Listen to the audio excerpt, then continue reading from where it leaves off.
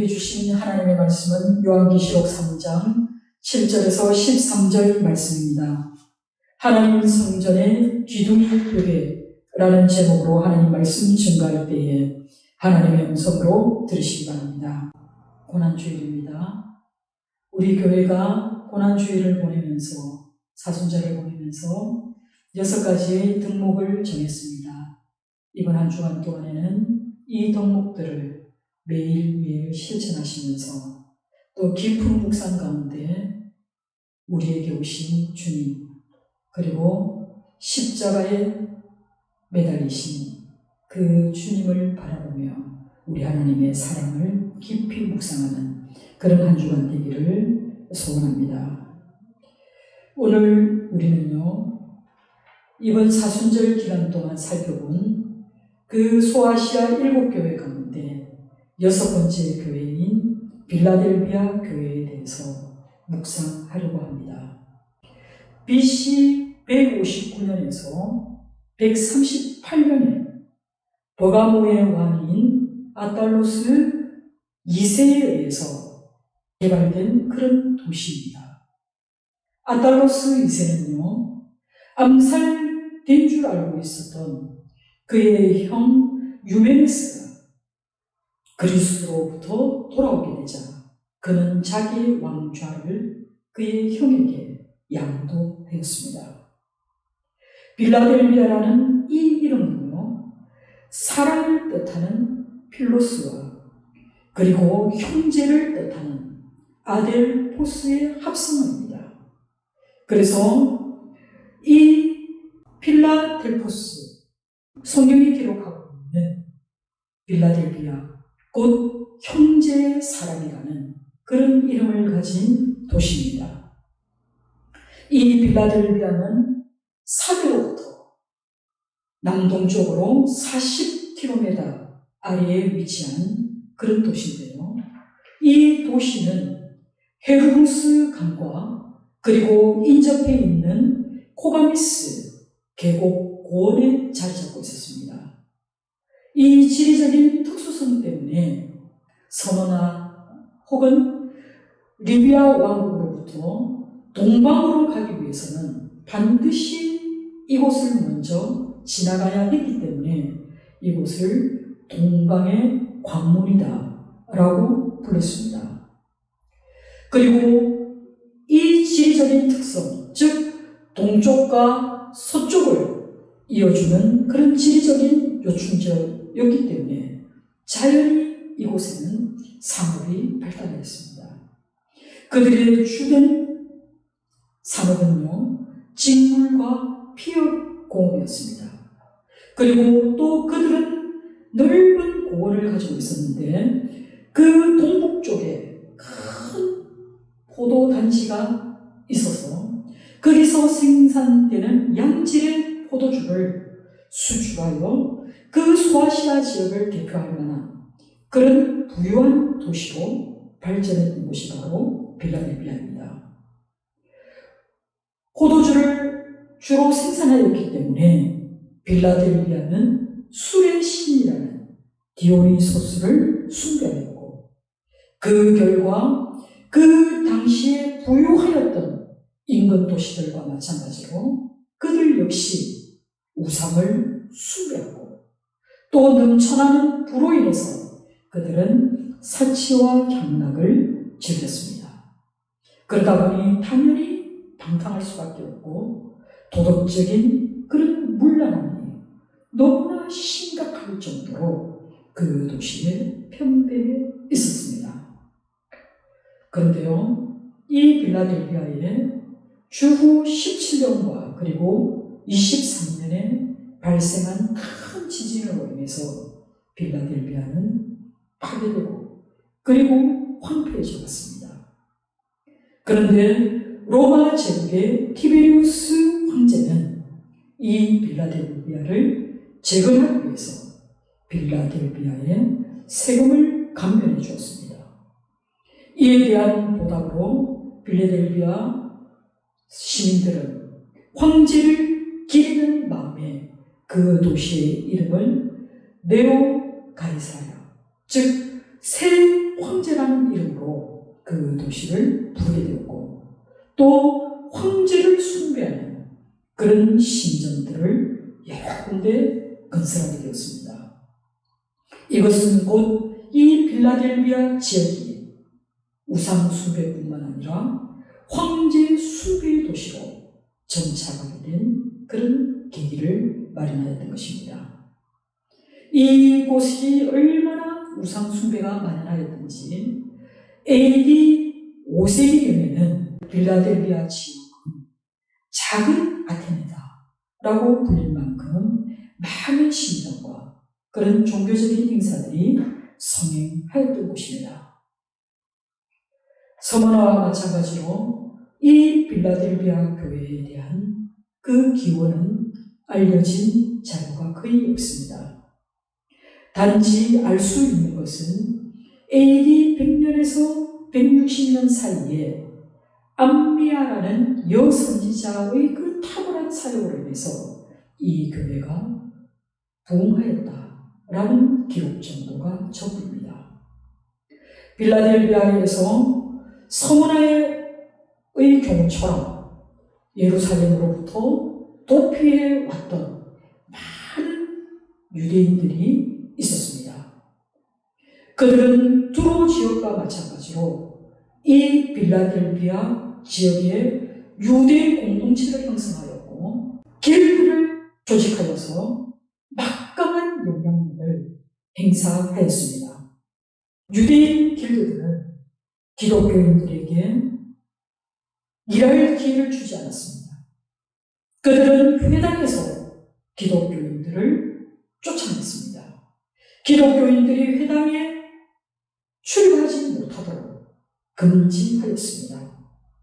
그렇기 때문에 기독교인이라는 이름은 결국 유대 공동체로부터 소외될 수밖에 없고, 그리고 사회적, 경제적인 모든 지위가 박탈당한 채 박해 가운데 지극히 작은 것만을 가지고 생활해야 하는 그런 도시에 하천민이 될 수밖에 없는 그런 상황이었습니다.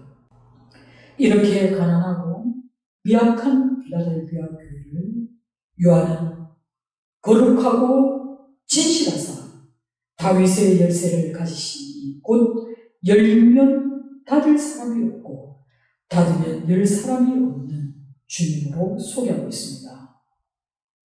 요한의 이 소개는요, 요한계시록 6장 10절에서 하나님께서는 거룩하고 진실하신 분이다 라고 부르는 데서 나타난 것처럼 이 하나님의 이름이 여기서 예수님의 이름에 그대로 적용되고 있다는 것을 알 수 있습니다. 이와 같은 표현은 요한계시록 여러 곳에서도 나타나고 있는데요. 이렇게 요한이 하나님께 돌려야 할 이름, 하나님만이 하시는 그 이름, 하나님의 속성들을 예수 그리스도에게 그대로 적용했다는 이 말은 곧 예수님께서는 하나님과 동등된 분이시라는 그런 뜻입니다. 그래서 요한이 표현한 이 표현의 함축적인 의미는 예수 그리스도는 거룩하시고 완전하신 하나님이라는 뜻입니다. 그러면서 요한은 이 예수님이 다윗의 열쇠를 가지신 분이시다 라고 말씀하고 있는데요. 이것은 이사야 22장 22절에 내가 또 다윗의 집의 열쇠를 그의 어깨에 두리니 그가 열면 닫을 자가 없겠고 닫으면 열 자가 없으리라는 그 내용의 의미를 암시하고 있는 것입니다. 이 말씀은 하나님께서 굽고 맡은 자 셈나를 패하시고 셈나 대신에 힐기야의 아들인 엘리야김을 세우시면서 하신 말씀입니다. 요한은 왕위에 오르는 엘리야김에게 하나님께서 주셨던 그 다윗 왕궁의 열쇠를 이제 예수께서 하나님 나라의 나라의 열쇠로 받으셨다라고 이해한 것입니다. 여러분, 엘리야김이 가지고 있는 그 다윗의 열쇠는 예수님이 가지신 다윗의 열쇠와는 확연하게 차이가 있습니다. 엘리야김에게 주신 그 권세는 시간과 장소에 제한을 받습니다. 그리고 그의 그 권세는 유한할 따름이지만 우리 주님이 가지신 이 권세는 영원하고 우주적인 그런 권세인 것입니다. 엘리야김은 다윗의 가문에 대해 최고의 권세를 가진 자라면 예수님은 하나님 나라의 열쇠를 가지고 계신 분이시고 또 오직 예수님만이 하나님 나라에 들어가는 그 문을 열고 닫을 권세를 가지신 절대적인 주권자이심을 말씀하고 있는 것입니다.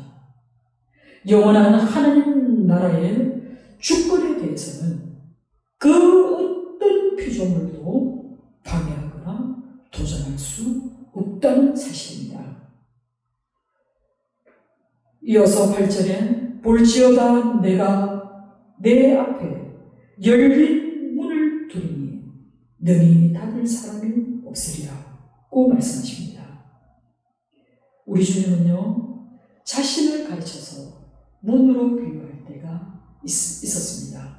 요한복음 10장 17절에 예수님은 자신을 가르쳐 양의 문이다 라고 말씀하셨는데요.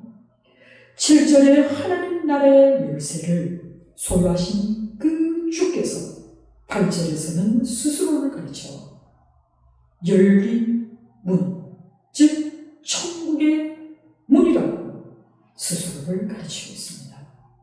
왜 이런 비유를 드셨을까요?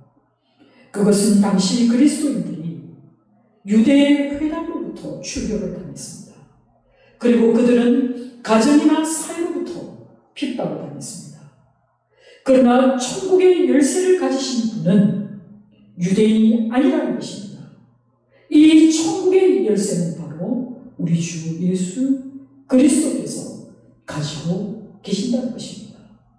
이 천국의 열쇠를 가지신 그 주님께서 책망할 것이 없는 충성된 빌라델비아 교회의 성도들 앞에 하늘의 문을 활짝 열어 두셨다라고 말씀하고 있습니다. 이 열린 천국문은 성도가 하늘의 현실을 경험할 수 있는 바로 그 통로입니다. 천상의 예수님께서는 땅 위에서 우상 숭배를 거부함으로써 그들이 사회로부터 소외를 당하고 그들의 삶의 모든 영역에서 배제당할 수밖에 없는 그 척박한 빌라델비아 교회의 그 성도들, 힘없고 가난한 자들에게, 그러나 충성된 그들에게 하늘의 문을 열어두시고 이 문은 감히 어느 누구도 닫을 수 없는 그 문이라고 말씀하고 있는 것입니다. 그들에게 하늘의 현실을 경험하게 함으로써 이 땅에서 하나님 나라가 든든히 건설된 그 일에 그들이 고난 중에도 그들이 비록 순교할지라도 그 일을 감당할 능력과 지혜와 힘을 우리 주님이 주실 것임을 말씀하고 있는 것입니다. 주님은 빌라델비아 교회의 여러 가지 행위들을 칭찬하시면서 내가 내 행위를 아노니 네가 작은 능력을 가지고도 내 말을 지키며 내 이름을 배반하지 아니하였다 라고 칭찬하셨습니다. 여러분, 조금 전에 소개했던 것처럼 빌라델비아는 그 사회적으로 축적된 그 부가 넘쳐나는 그런 곳이었습니다. 그렇게 부유한 곳에서 세워진 빌라델비아 교회 성도들은 왜 가난할까요? 할 수밖에 없었을까요? 그들은 왜 그 사회가 주는 혜택을 누리지 못했을까요? 그 이유는 분명합니다. 그들은 자신들의 신앙의 정절 때문에 그들은 세속에 물들지 않고 신앙을 지키기 위해서 그들은 그 모든 즐거움과 부를 거절하였기 때문입니다. 우상 숭배나 비도덕적인 경제 행위로 부를 획득하기보다는 오히려 그들은 신앙의 정절을 지킴으로써 거룩하고 경건한 삶을 고집했기 때문에 그들은 사회가 부여하는 그 부로부터 멀어지고 참여할 수 없었던 것입니다. 결국 그들은 가난할 수밖에 없고, 그리고 교회 내에도 그런 사회적 하층민들만이 성도로 유입되었을 것입니다. 그럼에도 불구하고 빌라델비아 교회의 성도들은 진정으로 우리 주님을 사랑했기 때문에 그들은 주님의 말씀을 지켰습니다. 주님의 말씀을 지키기 위해서 그들은 세상의 명예와 물질의 유혹과 그리고 그 억압자들의 무력에 그리고 그들의 핍박에 굴복하지 않고 저항함으로써 신앙을 지켰습니다. 천상의 예수님께서는 그런 빌라델비아 교회를 향해서 내가 내 행위를 안다 라고 얘기할 때 이 행위는 요한이 반복적으로 언급했던 그 교회의 본질, 즉 그 교회가 비록 규모에서는 너무나 작고 그 교인들의 형편은 너무나 참 연약하고 부족할지라도 그들의 그 작은 능력만으로도 그들은 사랑을 실천했고 믿음을 지켰고 또 섬김으로 순종했습니다. 그리고 그들은 인내와 저항 속에서 그들의 신앙을 잃지 않았다는 것을 우리 주님이 아신다라고 말씀하고 있는 것입니다. 여러분, 빌라델비아는 어떤 곳이라고 얘기했습니까? 이곳은 술의 신인 디오니소스 신전이 있었고 또 많은 황제 숭배의 신전들이 절개했던 그런 곳입니다. 그런 곳에 아주 작은 교회, 누가 봐도 너무나 미약해 보이는 그 소수들이 모인 그 교회 교인들이 내 말을 지켰다. 즉 주님의 말씀을 지켰다는 이 말은 도대체 주님의 어떤 말씀을 지켰다는 뜻일까요? 이것은 요한계시록 12장 17절과 14장 12절을 근거해서 찾아볼 수 있는데요. 요한계시록 14장 17절에는 하나님의 계명을 지키는 것은 믿음을 지키는 것과 병행하여 사용하고 있다는 것입니다. 그리고 요한계시록 14장 12절에는 이 하나님의 계명을 지키는 것은 예수님의 증거를 가진 자라는 말씀과 병명을 이루고 있습니다. 종합해보면 이 3장 8절에 내 말을 지켰다라고 하는 것은 그들이 믿음을 지켰다는 뜻입니다. 또한 내 말을 지켰다는 것은 그들이 그리스도인의 증인으로 살아가는 그런 말씀입니다.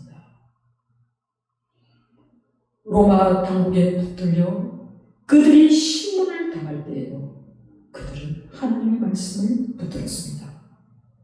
그리고 그들은 끝까지 예수의 이름을 부인하지 않았기 때문에 그들은 인내하고 저항하면서 주님의 말씀을 증거하는 증인의 삶을 살아가는 것입니다.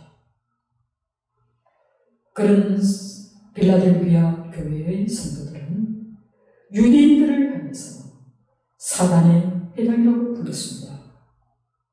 빌라델비아 교회에서도 서머나 교회와 마찬가지로 유대인들을 동일하게 사단의 회당이라고 조롱했던 것은 유대인들에게서 받는 그 핍박이 서머나 교회의 핍박과 별반 다르지 않기 때문입니다. 당시 로마 제국은요, 기독교인들에 대해서 반제국주의 집단으로 의심하였습니다. 유대인들은 기독교인들과 어울리면서 로마 당국으로부터 오해를 받지 않을까 염려하였기 때문에 기독교인들과의 교제를 매우 위험하게 생각하였습니다. 그래서 그들은 기독교인들과 접촉하는 것을 꺼렸고 또 유대 공동체의 이익을 지키기 위해서 그들은 기독교인들을 로마 당국에 고발하기까지 하였습니다. 이것은 그리스도인들이 자신들을 고발한 그 유대인들에 대한 자연스러운 반감을 표현한 것입니다. 유대에 해당 곧 자칭 유대인은 말 그대로 그 유대인의 진정한 뜻을 실천하지 않는 그런 유대인들을 말하는 것입니다. 이와 같은 관점에서 요한은 특별히 반유대교적인 그런 성향을 가졌다라고 보아서는 안 될 것입니다. 오히려 주님이 주신 그 율법의 진정한 사랑을 실천하지 못하는 율법주의에 빠져서 잘못된 신념을 가지고 기독교회를 박해하는 그들을 문제 삼았다는 그런 것입니다. 여호와의 회중이라고 불리던 이 유대인의 회당을 이 그리스도인들이 사단의 회당이라고 부르면서 또한 그들을 거짓말하는 자들로 규정했습니다. 로마 제국의 우상 숭배적인 체제에 협력하였던 그들 때문에 비록 그들이 스스로는 유대인이라고 주장하지만 진정한 의미에서 그들은 유대인이 될 수 없다는 뜻입니다. 주님은 로마 당국의 그리스도인들을 고발한 유대인들이 빌라델비아 성도들 발 앞에 엎드려 절하게 만들겠다라고 말씀하셨는데요. 도대체 이 말씀이 무엇을 의미할까요? 이것은 그 당시 핍박받는 빌라델비아 교인들을 주님께서 아끼고 사랑하고 있다는 것을 알려주기 위함입니다. 끝까지 로마 당국의 해유에 빠지지 않고 또 그 우상 숭배를 거절함으로써 예수 그리스도를 부인하지 않을 때 우리 주님께서 그들을 설령 그 험한 길에 세워진다 하더라도 우리 주님께서 그 체제를 지속적으로 저항하는 그들을 격려해 주시기 위해서 이 말씀을 하신 것입니다. 이것은 예수께서 모든 유대인이 사단의 회당에 속하고 거짓말하는 자이며 그들을 예수께서 강제로 끌고 와서 그리스도인들의 발 앞에 절을 시키겠다라고 단정한 그런 말씀이 결코 아니라는 것을 여러분 기억하셔야 합니다. 하나님의 말씀을 자기적으로 해석해서는 안 됩니다. 우리의 이념을 전방하기 위한 도구로 하나님의 말씀을 사용해서는 안 됩니다. 빌라델비아 교회는 고난을 당하면서도 그들은 예수의 인내의 말씀, 즉 저항의 말씀을 지켰기 그들은 시험의 때에 우리 주께서 지켜주실 것이라고 약속하였습니다.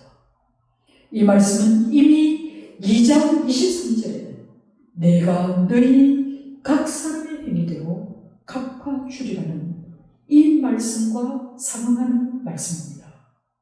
이 말씀 속에는 주님과 우리의 인격적인 그 관계가 녹아있는 그런 말씀입니다. 그러면서 주님은 11절에 내가 속히 오리니 라고 말씀하시는데요. 여기서 이 속히라는 이 말씀 또한 오해해서는 안 됩니다. 이때 이 속히라는 이 표현은요, 하나님의 편에서 이해해야 합니다. 이 말씀은 하나님께서 지체 없이 오실 것이라는 뜻이지, 우리가 생각하고 있는 그런 개념, 신속하게라는 그런 뜻이 아닙니다. 내가 속히 오리라는 이 말씀의 시제를 살펴보면요, 현재형을 사용하고 있다는 것입니다. 이 말씀은 천상의 예수님께서 지금 현재 고통 가운데 있는 그 성도들이 믿음을 잃지 않고 예수를 증언하고 있는 그 빌라델비아 교회뿐만 아니라 오늘날 예수 그리스도를 증언하기 위해 도처에 흩어져 있는 교회들과 그리고 주의 종들에게 우리 주님께서 연대하시고 또 그들과 함께 싸우시겠다라는 그런 말씀입니다. 지금 바로 이 시간에 우리 주님이 오신다는 그런 확약의 말씀인 것입니다. 또한 멸류관은 어떻습니까? 멸류관은 성도들이 마지막 날에 가득 그런 종말론적인 상이지만, 그러나 이미 너희가 이 상을 받았다라고 말씀하고 있습니다. 이미 받은 이 상급을 끝까지 지키기 위해 힘써 노력해야 한다는 그런 말씀입니다. 왜 그렇습니까? 세상 권세를 잡은 마귀는, 그리고 이 세상의 가치관은 호시탐탐 하나님의 자녀들을 유혹합니다. 그리고 하나님의 자녀들을 핍박하고 또 넘어지게 하려고 우리의 주변을 어슬렁거리고 있기 때문에 그렇습니다. 이 특권은 우리가 영적으로 나태하거나 그리스도인으로서의 실천적인 삶을 살아내지 못한다면 상실될 수 있기 때문에 우리 주님은 그들에게, 그리고 오늘 우리에게 이 멸류관을 빼앗기지 않도록 지금 이 시간 끊임없이 하나님의 말씀을 증언하고 또 우상숭배와 불의에 저항하라고 권고하고 있는 것입니다. 그리고 천상의 예수님은 이 12절과 13절에 이기는 자에게 두 가지의 보상이 따를 것을 말씀해 주고 있는데요. 그 첫 번째 보상이 바로 내 하나님의 성전에 기둥이 되게 하겠다라고 약속해 주셨습니다. 여러분, 새 예루살렘에는 성전이 있을까요? 없을까요? 없습니다. 왜냐하면 거기는 바로 하나님과 어린 양 자신이 바로 성전이기 때문입니다. 그렇다면 여기서 말하는 하나님의 성전은 바로 이 지상의 교회를 상징하고 있다는 것을 알게 됩니다. 기둥은 헬라어 스틸로스, 이것은 바로 교회를 이끌어가는 그런 중요한 인물, 그리고 그 교회에서 중요한 직책을 맡게 될 것을 은유적으로 표현한 것입니다. 바울은 갈라디아서 2장 9절에 야고보와 게바와 요한을 교회의 기둥이다 라고 여겼습니다. 그런데 오늘 요한계시록의 저자는 어떻습니까? 요한계시록의 저자는요, 모든 교회의 성도들이 각기 성전으로서의 교회의 기둥이 되리라고 기대하고 있다는 사실입니다. 여러분, 이 비유를 든 이유는요, 바로 필라델피아 지역의 그 잦은 지진 때문입니다. 그들은 그 지진을 극복하기 위해서 엄청나게 두꺼운 그런 기둥을 지었는데요. 그 당시 필라델피아 교회에는 6개의 기둥이 있었다고 합니다. 그런데 오늘날에 그 교회의 기둥 3개가 남아있습니다.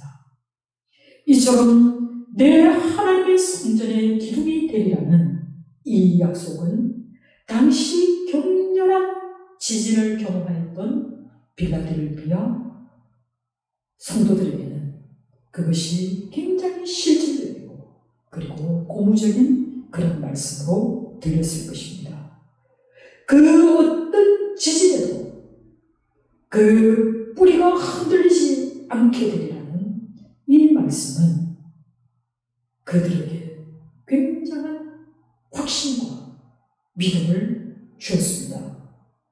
황제 숭배를 거부하고 예수 그리스도를 증언한 자들에게 결코 무너지지 않는 그 기둥으로 세워주시겠다라는 이 말씀은 성도들이 장차 누리게 될 완전한 구원과 그 상급을 확실히 보장해 주시겠다는 그런 말씀입니다. 그리고 두 번째 보장은 그 무너지지 않는 기둥 위에 3가지의 이름을 새겨주시겠다라고 말씀하고 있는데요. 이 기둥의 이름을 새기는 이 행위는요, 고대부터 이어져 내려오는 그들의 관습입니다. 기둥의 이름을 새기는 것은 그들의 영예입니다. 그리고 그들이 어디에 소속되어 있고 그들이 어떤 신분의 변화를 가졌는지를 말씀해 주는 것이 바로 기둥의 이름을 새기는 것입니다. 하나님의 이름을 새긴다는 것은 그가 분명히 하나님의 소유된 백성이라는 것을 말씀하고 있는 것입니다. 그리고 새 예루살렘의 이름을 새긴다는 것은 그가 바로 하나님 나라의 시민이 되었음을, 그의 소속을 분명히 말씀해주고 있는 것입니다. 그리고 새 이름을 새긴다는 것은 그의 시민이 이제 바뀌었다는 것입니다. 이제 하나님 나라에, 그리고 새 예루살렘에 새 이름으로 새겨질 것이다.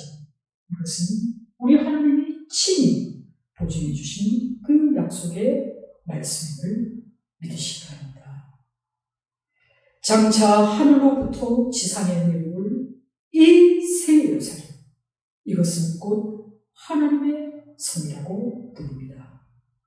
요한계시록 20장 9절에 언급하고 있는 사랑하시는 성, 역시 하늘에 있는 새 예루살렘과 동일한 성입니다. 새 예루살렘은 바로 사랑이 넘치고 하나님의 공의가 실현되고 그곳은 하나님 안에서 참 자유를 누리고 또 어린 양과 사자가 함께 뛰노는 그런 평화의 나라인 것입니다. 이 사랑과 정의와 자유와 평화가 넘쳐나는 형제 자매의 기독교 공동체가 바로 이 새 예루살렘이라는 것입니다. 그리고 요한계시록 2장 17절과 마찬가지로 여기에서도 나의 새 이름, 곧 예수님의 새 이름, 그것은 바로 정의입니다. 그들의 이마에 적혀있는 이러한 이름들은 결국 정의의 하나님, 정의의 예수님에 속한 자들이며 또한 정의를 누리는 그런 공동체의 구성원들이 될 것임을 말씀하고 있는 것입니다. 그런데요, 이 이름은 우리 주님 외에는 아무도 모르는, 알려지지 않은 이름이라는 사실입니다. 그렇기 때문에 그리스도의 새 이름을 얻기까지, 신앙의 승리자가 되기까지 우리는 하나님 나라의 그 기둥 같은 일꾼으로 쓰임받을 때까지 믿음을 지키고 그리스도의 증인으로서의 삶을 살아야 될 줄 믿습니다. 그럴 때 우리는 하나님 나라의 주권자 되신 우리 주 예수 그리스도와 함께 영원히 왕노릇하게 될 줄 믿습니다. 사랑하는 성도 여러분, 우리는 사순절 기간 동안 우리 주님이 소아시아의 7교회에 보낸 그 편지들을 살펴봤습니다. 그렇다면 저는 지금 묻고 싶습니다. 우리 순전한 교회는 어떤 교회가 되어야 할까요? 정말 우리 순전한 교회가 이 땅에 어떤 하나님의 소명으로 세워져 있는 걸까요? 우리가 끊임없이 기도하고 또 끊임없이 말씀 가운데에서 그 길을 찾아야 할 줄 믿습니다. 그리고 주님이 우리에게 주신 그 마음, 사랑의 공동체, 그리고 믿음의 공동체, 성립의 공동체, 그리고 인내하며 저항하는 그 공동체로 끊임없이 개혁되는 그런 교회가 되기를 소망합니다. 우리의 시작은 비록 미약하다 할지라도, 어쩌면 우리가 빌라델비아 교회만큼 아주 작은 능력을 가졌다 할지라도 예수께서 달란트 비유를 통해서 많이 가진 자에게 많은 것을 요구하시듯이 적은 자에게 적게 가졌음을 나무라지 아니하시고 그 가진 것에 충성을 다하는 것을 칭찬하셨듯이 우리 교회가 우리에게 주신 모든 분목대로 최선을 다하고 충성을 다하는 그런 교회 되기를 소망합니다. 그런 교회 되기 위해서는 우리 성도들이 우리의 마음과 우리의 영혼이 주님 앞에 정결해야 될 줄 믿습니다.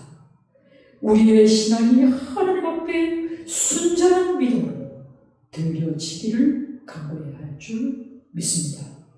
우리를 위해 이 땅에 오신 주님, 죽기 위해 오셔서 다시 사신 그 부활의 주님을 생각하며 이번 한 주간도 우리 주님의 고난에 동참하며 주님을 묵상하는 가운데 우리 하나님의 사랑을 깨닫는 그런 성도 여러분이 다 되시기를 주님의 이름으로 축원합니다. 기도하겠습니다.